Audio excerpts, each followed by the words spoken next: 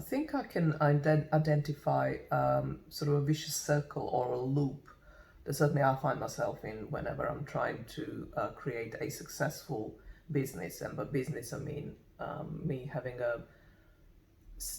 over a long period of time. So I think I said this already in another video that I am good at starting it and doing it for a while and then just like fizzling out my enthusiasm and my energy and my desire to do anything anymore about it. So and that's the loop. So I started it, but I quickly lose steam or quickly enough. And the reason I think it is, it's this kind of how conflict, if you like, or discordance, like this discordance, right? Something that's not harmonious, I suppose, or which is that there is no meaning, even not just joy, but meaning even in creating things for money. For me, there isn't.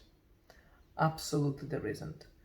And from what I've heard, and there was a time in my life when I intently listened to these conversations, was part of it actively, or like what makes a successful businesswoman or a solopreneur, which I always was, and I found that for most the motivation was never money. So then you find, different kind of whys, what it is that you want in life, and therefore that motivates you to create things that create money and you can buy or afford those things that you want. But that is also, in my view, not that's not sustainable, because you're still having to think in terms of money. So you're kind of distracting yourself from what really motivates you, and you're distracting yourself by something that more often than not puts you off or just doesn't interest you per se, because I don't think there is a direct desire line.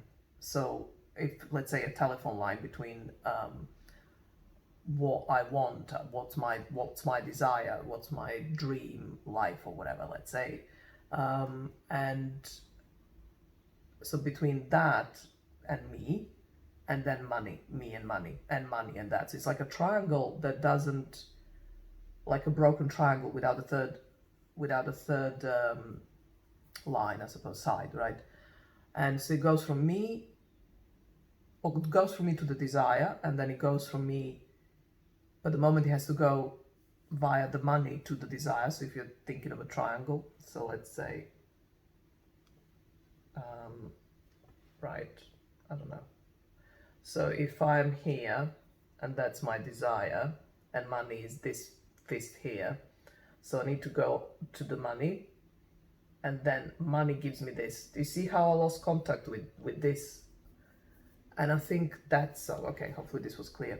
So that's another reason why this money motivation doesn't work, or even if it's not, like if you acknowledge that it's not motivating you, but you're using it to get you where you want, it's like adding so much either stuff on you to carry that you don't really need to when you have a direct line, to, if this is you, that's the desire, but you need the money to get to it, and money's over here, right? So that model doesn't work for me. I tried it and tried it and tried it, doesn't work for me. So the other one, the only one that does, is that you are motivated and you keep doing this. So you're from here, this is you and this is your desired dream or life or whatever. So you identify what you need to do, or rather, it's like you keep doing the stuff that's just going to build steps to it, and it's not about money. It's literally, about doing things that are, so let's say, so my dream is a magazine, and I've been dabbling in it, and I've started bits and bobs and all that. Anyway, so if I'm to do this right, I will every day create an article, a page, do a research, brainstorm ideas, consider collaborators, consider interviewees. So every day I'm doing something for my dream, for this magazine, right?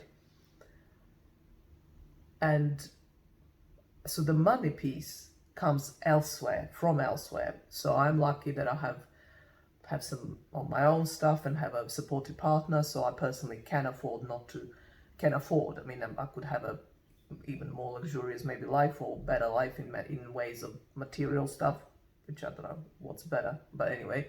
So I'm lucky that I don't have to, but there were times when I had to, and so I would have a day job. And anyway, so my point is, you get money from elsewhere, but in the meantime you do the stuff that, you know, it's actually gonna create that magazine. And in a way, this is how you are supporting your dream, as opposed to wanting the dream to support you. And by support, I mean financially. So that's a kind of a big conundrum as well, has been, at least for me. And the problem then becomes, at least in my world and probably in any Western world, that those jobs were exhausting. And only the few times I managed to have them so that they don't take all my energy and will to live by the time I have my free time. So there is that piece, but there is also piece about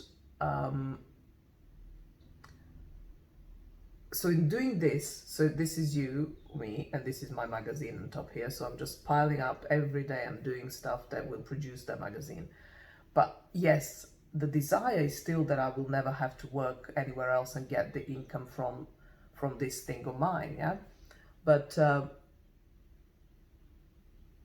the key is to never to hope that, or rather to hope, to dream about that people will buy your work just as you envisaged it, i.e. the magazine in my case, and not because you catered to their tastes, to their desires. And this is the key. Okay, 6 minutes in, I'm coming to my crux, the key point, which is that, and I've seen this over and over and over again, and I wonder whether it's greed in some sense, or that's just me having a problem with it. So I'm dissing the process. So I'm not sure, but basically, people have a kind of like a system going, and they have an income and they love what they do, but then they start, what's the word when they do a survey, when they oh my god, there is a word for that. Like you have a focus group, and then there is a word for it.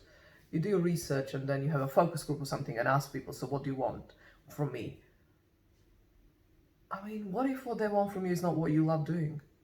What if I want to write? So this is the other way around looking at it. I'm creating stuff that I want to be created, that I'm not seeing in the world being created. And so the She Maverick channel is one of them. But this is not for the business, this is my personal one. But still, this is another, that's the thing, it's like something personal may become a business. But it has to stay personal. It has to remain personal, otherwise that's where the motivation is sustainable.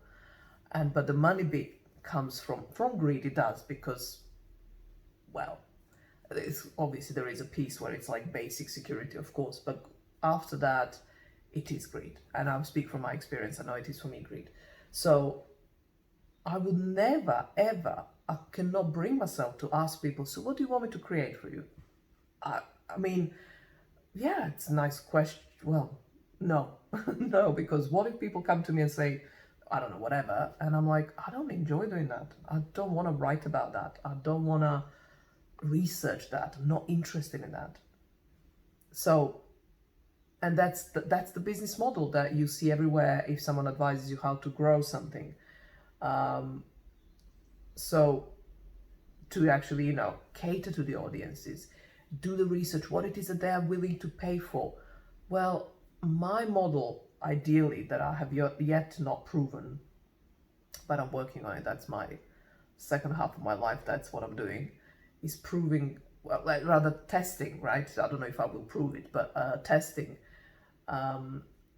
how to be successful and have a sustainable income doing what you love, but far more than just like fluffy, cozy, waffly kind of statement, do what you love. Literally every day, just do what you love.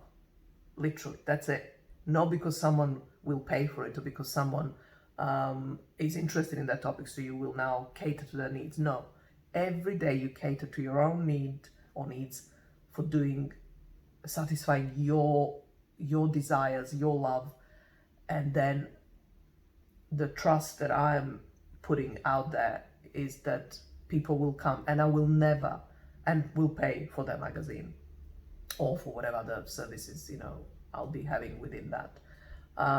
Or as like a spin-off of that, which I have, and I'm not going to share now because I don't want to jinx some plans. But yeah, so essentially, they will come and they will love what I do, and I will never, even then, if I had 1,000 customers regularly every month buying my magazine, so I'm like comfortably having an income of my own that is like covering all my expenses and my partners and whatever. Let's say, I don't know, I'm really not looking into figures yet, just as yet, but I will never have to ask them what it is that you want me to give you, what it is that you want me to, unless, and this is absolutely legit, and if you're ever wondering about this, I'm giving you permission. I'm certainly giving myself permission.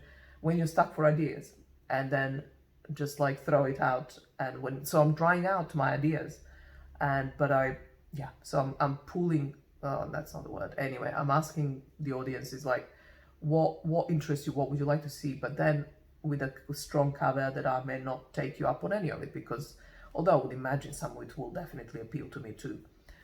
But that's a thing, to be shamelessly. That's so important, selfish, and just do things for you, produce it, offer it to the world, and let that world and universe take care of the rest. Like, well, or what? Are you so unique that no one can relate to exactly what you love and how you put it together? I doubt. That to me narcissistic is that to me is narcissistic, to think that I'm so one-off that no one will, only I love it, right? Or maybe I am. I wouldn't mind that, actually. I could turn the narcissism into something different if that turns out to be the case. But okay, that's it. 12 minutes, long enough. I will see you again tomorrow.